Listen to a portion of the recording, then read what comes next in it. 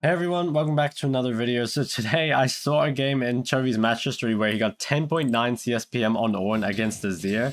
So I've been saying for a while that I think Ornn is an S tier counter pick mid, but I never would have guessed that it's possible to get almost 11 Cspm on Ornn into Azir, a matchup that should be sort of difficult in my opinion.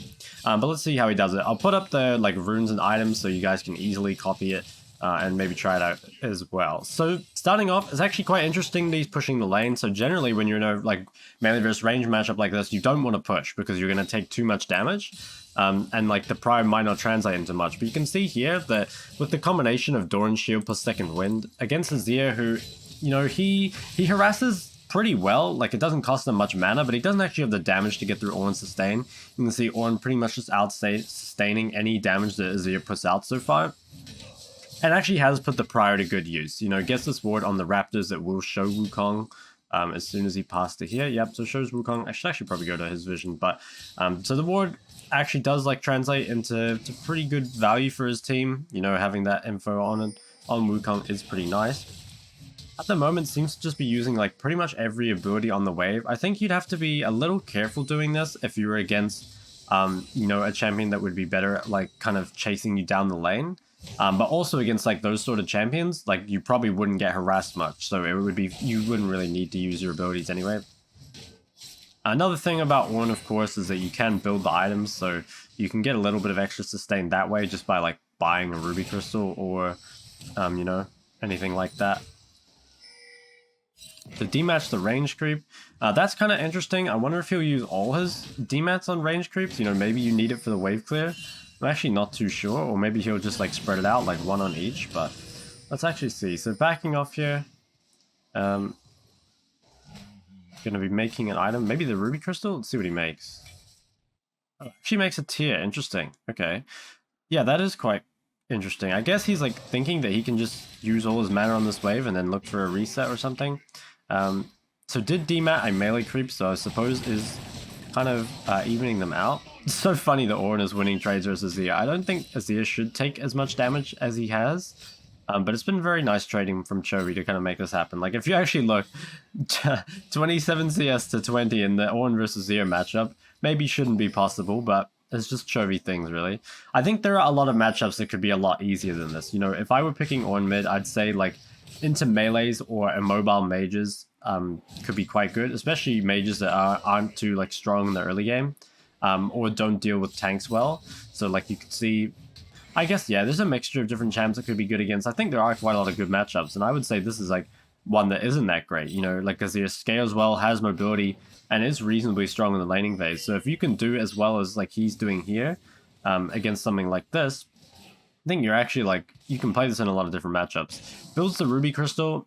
I definitely like that. It makes it to where you can't really you can never quite get chunked out. It's sort of just buying extra HP, buying a health pot in the middle of the lane. And actually, with these 3 points in W, has gotten his wave clear up to the point where he can he can clear the wave pretty early. So he gets a deep ward. I like this a lot. If one thing I don't see enough people do, especially in my coaching sessions, is when you get super prior in the mid wave, that should translate to very deep wards. That provide a lot of value for your team. So if you ever get the opportunity to do stuff like that, it's very, very valuable.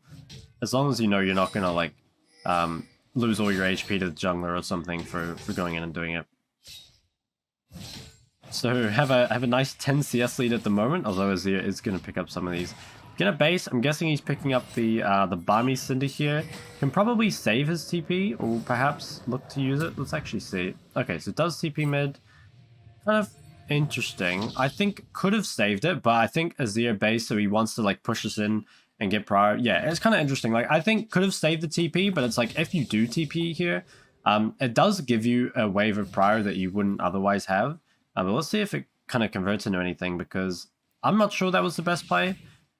But Chovy, he's a bit of a CS goblin, and obviously did not want to miss even a single CS there. Okay, probably going to push us in. It does have the pink ward, so it would be nice to kind of place that elsewhere on the map. It's got Nidalee behind him as well. Another thing with Ornn is that if you are versus a more mobile champ at level 6, it can be very easy just to burn their flash. Both in the 1v1, but also because you have really good gank setup. Again, this matchup is maybe not the best example of that, because I think Azir is pretty hard to gank. And it's also like Nidalee isn't the best ganker, right? She's decent, but definitely more of like an invading champ. So there's going to be a 2v2 here. Looks like Nidalee just died very, very early on, so not much you can do here. Now, hasn't actually been pushing the wave much here. I think maybe he's scared now that Azir can punish him too hard for pushing the wave in, or even that Azir could freeze it. Has Sabami's Cinder. Also has Ignite. This is another thing. There's a very key timing on Ornn when you hit level 6 with Spellbook Ignite, that you can look for all-ins, and that's exactly what he's going to be doing here. Oh, okay. Azir messed up the shield that has flash. Doesn't flash the ult.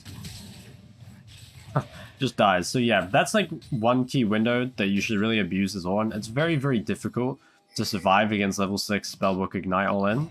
And even in difficult matchups, sometimes that allows you to kind of turn them around just at that like one little window. And also very, very important is that you actually get something off this. You know, like this is one of your like biggest spikes. I guess it's like more of a temporary spike because you're not going to have Ignite forever, right?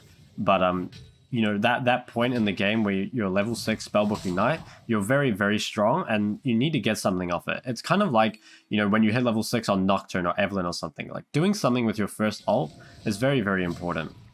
And it sets the pace of the game a lot. If you can get a kill there, it can put the game state really in your favor. So places a deep ward a bit further out, going to pick up some MR and going to walk to the lane here. Now Azir, he did flash at the end, actually. Didn't flash the ult, so kind of, yeah, not the best use of flash out of Azir. I think it probably could have lived if he'd flashed better, but ultimately, like, getting flash for Ornn is pretty worth it, right? Now, Azir's missing is probably bot, so Chovy is just going to spam push this in. Another thing that I see a lot of people do here is they incorrectly try and run down and counter gank this, like now that it's already happening. There's a couple things that tell you not to do this first. Like, the play is already over. You know, if you look at this, like there's no way you can get here in time. There's no point walking here. Second thing, you know, if your jungler is on the other side, generally you won't be wanting to walk away from them. It's normally best to play towards your jungler. And also, it's a cannon wave. So if it's on a cannon wave as opposed to a normal wave, you can actually punish a lot harder than normal, because you can see the cannon can tank so many hits that it's normally 2 plates instead of 1. So all those things there kind of mean like it's not really good to roam, and that's super important because a lot of the time, you know, people roam at bad times and then it's very easy to punish. But you know, even more often than that, I see people just follow these bad roams, and then the roams sort of become good because it's like they didn't get punished for like roaming. Like you see, Azir walked bot, he lost like a wave, he lost 2 plates mid, and he lost this raptor camp. So it's like, in no world is that roam worth it from Azir. But if Ornn had tried to follow, like, it actually might have been worth it. You know, wouldn't have lost those 2 plates, only would have lost the wave mid and wouldn't have lost the raptors. So, you know, oftentimes the best way to punish a roam if you can't get there like before the play starts is just to trade. Too often people don't trade and miss out on a lot of gold as a result. Another thing that's kind of nice is if you do get these like 2 plates down on mid, especially against a champion that has very high wave clear, it makes it a lot easier to Herald the tower. You know, you can one-shot the tower with Herald from 2.5 plates. So you can see here, actually, like the current HP the tower is on now, actually will be one-shot by Herald.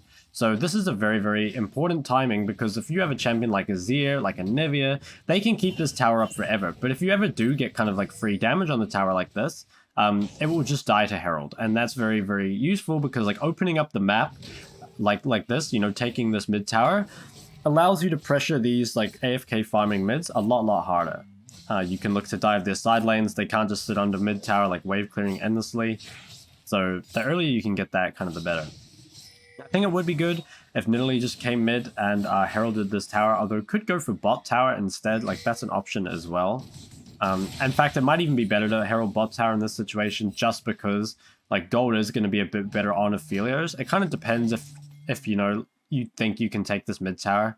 So I think actually either of them are kind of fine. Gonna be looking bot potentially. No, okay. So started walking bot. I think kind of looked at the situation on the mini-map here and then decided it wasn't worth it. Looks like Nidalee is going to Herald bot, so I actually like it. You're going to get a lot of gold on this as Aphelios, and then likely you can bring Karma Aphelios mid later and probably take the tower that way. So that's another thing that you could kind of consider, is like, who is the gold actually most valuable on? Obviously gold is a bit more valuable on Aphelios than Ornn. Actually going to get his base stopped, but should be able to get out. Oh, W's the Azir ult. Very nice. I think it's just too tanky. Yeah. It is forced to flash, but ultimately too tanky for these guys to kill. We'll probably have to wave clear a tower. It is sort of annoying to lose flash, but definitely not the end of the world. And it's not like the enemy team didn't use stuff, you know? It's very...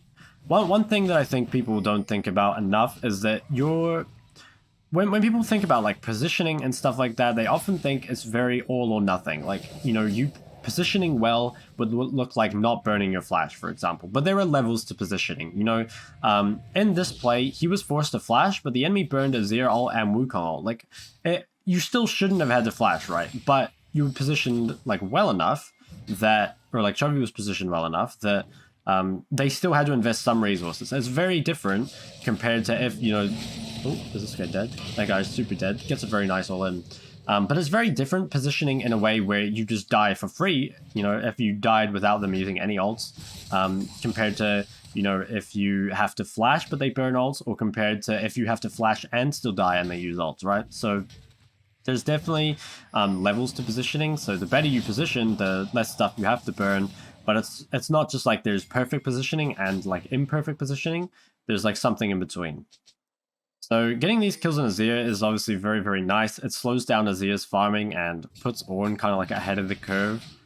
You know, if you're a tank and you kind of get fed, it's very, very hard for people to deal with you. It gets the Karma Shield, gonna make it out. I think this fight isn't... Yeah, I mean, it's gonna work, but...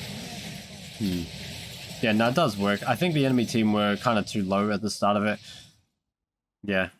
Also, Azir was dead, so actually there were enough reasons for that to be good. It was a little sketchy, I think, the way it kind of played out, but that, you know, blue team has a very big lead. Azir wasn't there, so ultimately can convert it to a win. Now, staying on the map here looks greedy, but it's actually not, so Azir is showing bot, and everyone else that could be here is dead. The only person that really could walk here is Wukong, but I'm pretty sure Wukong died, so he wouldn't have been on the map yet at this point. Could maybe be like scary to overstay, but you can see like actually picking up a lot of extra gold for realizing that you could stay on the map a little longer here. I think greedy pathing probably going to cause him to die. I think if Ornn had just backed off there, probably gets out and would have got all that gold. So it does suck giving over 300 gold to Wukong, or a 300 gold bounty to Wukong, but actually got pretty good stuff out of it. Not the worst death by any means. But could have lived, I think. Could have lived. So coming back on the map, I'm not sure if Ornn needs blue, but gonna take it regardless. It does have this tier. I think he's mainly taking it because Chovy just likes CS at this point. But, I mean, if Nidalee can't get this, it's good, but I'm not sure that's... Yeah, I'm not sure that's true. Okay, Rumble's getting dived, so everyone's gonna look to help him out. I think can maybe trade back at least one kill here. Not sure we can get any more, but one kill would probably be good. The Nautilus goes down. Very nice. Now, one thing I would say is that when you're like thinking about, you know, picking Ornn, you really need to think about what kind of damage spread you have on your team. So if you look at like what his team's got here, you know, a lot of damage across the board. Like Nidalee, Rumble, Aphelios, these are all like high damage champs, right? So Ornn, he actually does reasonable damage, but it's more like burst damage to a single target rather than to... I guess like if you get a big ult, it can be a lot of AoE, but it just doesn't really bring reliable sustained DPS, you know, isn't very useful for taking towers or neutral objectives, so you definitely don't want to just like pick Ornn without any other damage on your team, otherwise you'll probably run into issues. But I think otherwise he's pickable most of the time, you know, there aren't too many matchups that are very difficult, plays well against like a variety of team comps, so yeah, like I said, it's kind of like an S tier counter pick. But it's a pretty decent blind pick as well, because people aren't going to expect it's on mid for a start. And also, they're not really going to know what to pick into it. Like, I think the best champs against Ornn, yeah, it's like champs with like mobility, like ways of dealing with tanks, but there aren't too many champs like this. And also, a lot of the champs that do fit that build just aren't super great in solo queue. You know, thinking of a champ like Corki, for example. Like, I think Corki is very good into Ornn, but, like, Corki is definitely not a strong solo queue pick. He's, like, decent, but definitely not in that, like, upper echelon of very strong solo queue picks. So, gets a lot of vision in the bot side and is now able to push the side wave all the way in. This is very, very important, by the way. So this is another step that I kind of see a lot of people struggle with. But after you go to the side lane, you really need to get enough vision for yourself that you're allowed to play aggressively enough. Because if you can push the wave all the way up to here, it gives you a lot of options. Either you can farm enemy jungle camps, or you can collapse mid and you have a ton of time before you have to go to the next wave. Okay, this would not have been what I expected, but wow, that was insanely Chad, by the way. Holy shit. That was actually big brain. Yeah, that was really alpha. I would not have expected an Ornn to do that in a million years. So Chovy showing why he is so good in general, but also probably the best tank mid player, I think. You know, like he's a guy that's like really good at carries as well, but he's actually very, very good at melee champions as well. Has enough vision here, so just kind of like playing with them a little bit. I'm not going to overextend too much. Just kind of like baiting them to stay in the area. Gonna clear out this pink, maintain control of this bot side. Another thing is that it's very easy. So I'll just pause this really quick. So when you control this area, right, your pressure on this wave, it allows you to pressure mid, right? And then because mid is under pressure, like they're a little bit scared of you, like them having pressure over mid then reconverts it back to bot. So actually getting engaged on mid could look for a TP, but it looks like the fight is going quite well for them. But there's like the seesaw where like because you push bot and get the control, like now your mid has more control, they can help you pressure bot. So that's why like the side wave and the mid wave are kind of like linked together. And if you miss the step of setting up the vision, you don't really like establish the connection between the two. You know, you don't like build the bridge between mid wave and side wave, and then it can make it quite difficult for either lane to really pressure because it's like mid lane doesn't have enough threat from you. And also like you don't have enough threat from mid lane, and you don't know like who can be in the river kind of cutting off any rotations or anything like that. So you see Chovy TP top.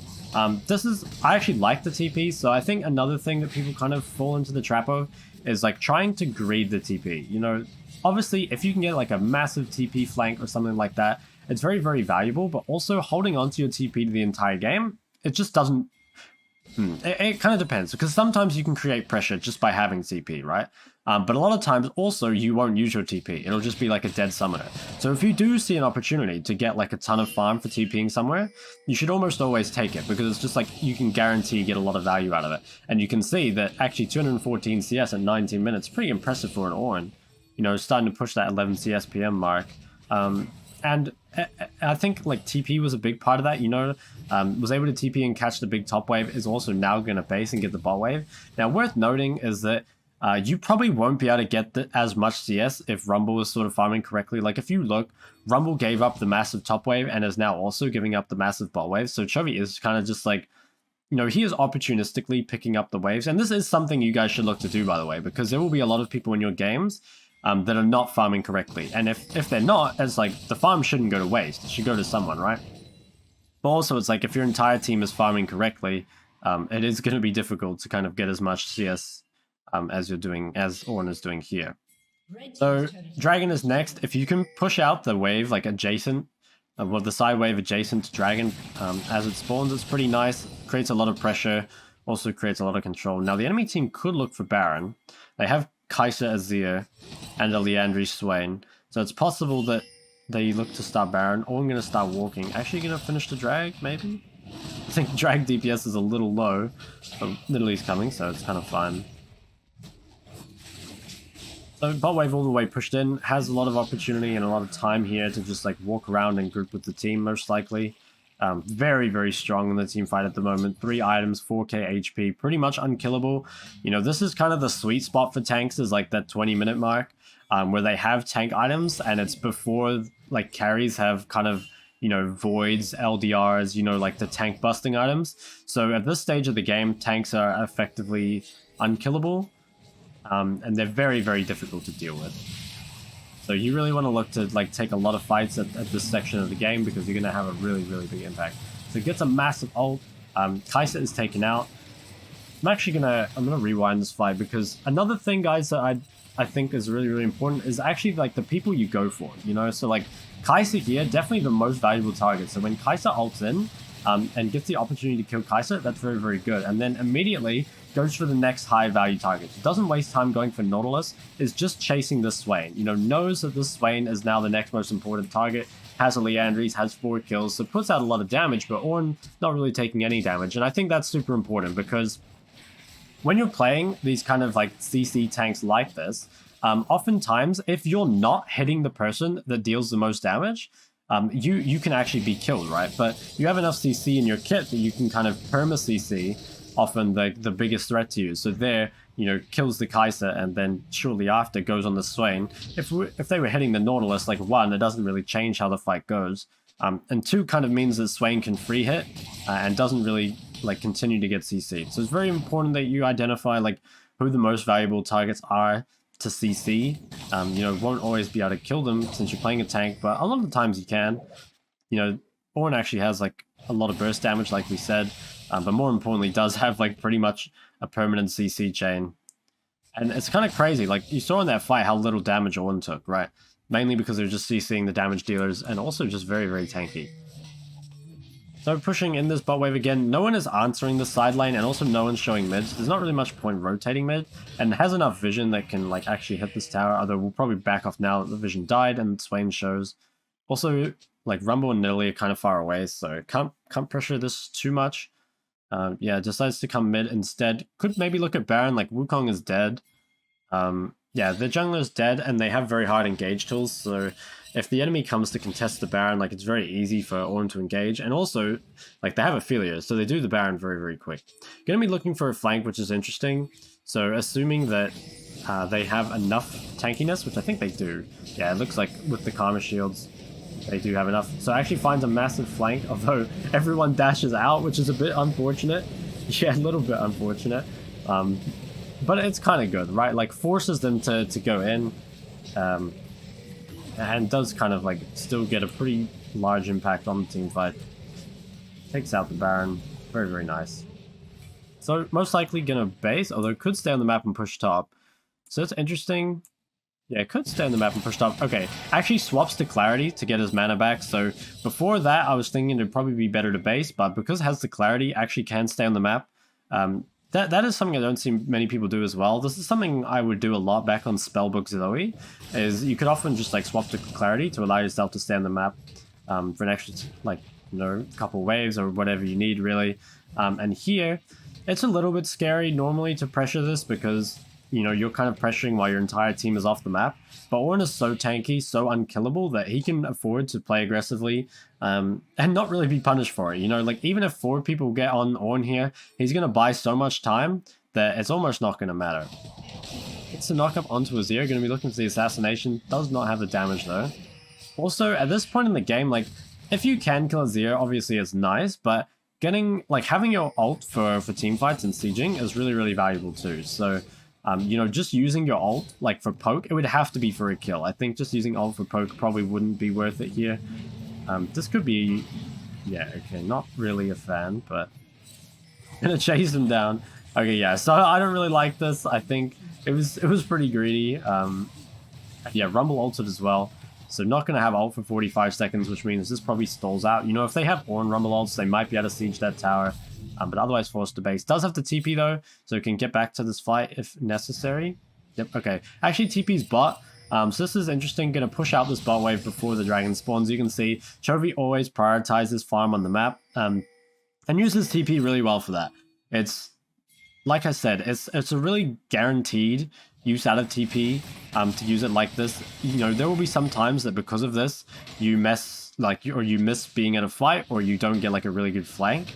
But also, like, gets insane value out of this. You know, gets the 2 waves bot, is going to get 600 gold from the tower, so it's not like this it's not like this TP doesn't convert into anything, although his team getting caught was a little bit unfortunate. Probably should have, like, waited for them to be a bit further back, or maybe could have backpinged them some more, but ultimately it's not his fault, right? Like, he TP'd bot, his team didn't really play accordingly. So gets this wave all the way in, it's probably gonna back off to drag, although I'm not sure if this is his drag. Because he doesn't really have the DPS to do it, and no one else is really alive. Okay, actually gonna take the blue buff. Yeah, I can see why he's got 11 CSPM now. He's taken so many jungle camps, has TP'd to so many side waves. But actually, okay, so managed to heist the blue away from the Azir. 3 levels up and 80 CS advantage, Ornn versus Azir. Should not be possible, by the way, really should not. But Chovy is just absolutely amazing at getting the most farm at every opportunity during the mid game. Really, really impressive. So drag does go down. It's pretty whatever, you know, like drag's not really a win condition for either team at the moment. It's still 2 drags away. So giving up the drag is sort of whatever. If they had got the drag, you know, if blue team had got it, it would be nice. But yeah, you really don't need to overcommit everything to try and contest this drag if it's not yours. Another thing that I see happens very, very often in solo queue is you know, just like fighting objectives that don't really mean much. That being said, like if your team does like fully commit for an objective, you kind of do have to go with them, right? But sometimes you shouldn't. Look how much health Aphelios has, by the way. He's got 3k health because he's built Titanic, Bork, and Divine Sundra. I haven't seen that yet. I don't know if that's like the new secret source or... Yeah, I'm actually not too sure. I haven't seen that yet. So at this point, may just look to peel Aphelios because it does have a lot of damage. Although that being said, the enemy backline also has a ton of damage. Like, you normally have to evaluate as a tank if it's better to kind of like dive their backline and like CC them or to peel for your ADC. I think here that Aphelios is strong enough and like tanky enough that he probably doesn't need peel. And so you can instead look to disrupt their backline. So going to be pulling the trigger, gets the engage, probably wants to get past this Nautilus, but is... Okay, so Naut does go down, is tanking a lot of damage right now, looking back towards this Kai'Sa. Yeah, gets the knock up on the Kai'Sa, Kai'Sa goes down, so that's really, really nice. Yeah, and Aphelios still alive somehow, without even really getting any peel. Aphelios and Ornn kind of pug-champ that fight, and Ornn still has 3,000 health, can probably tank this tower forever. So, yeah, it was a pretty crazy game. Chovy is just really, really good at melee champs, honestly. Like, I think Chovy, yeah, definitely Chovy at like melees and tanks, probably the best mid laner in the world. I think there are definitely people that can contest him on some of the range champs, but honestly, on melees, like, he is so impressive. So this game's pretty much over. Lots of good stuff from this game, guys. And hopefully you enjoyed. If you did, go ahead and like and subscribe, and I'll see you next time.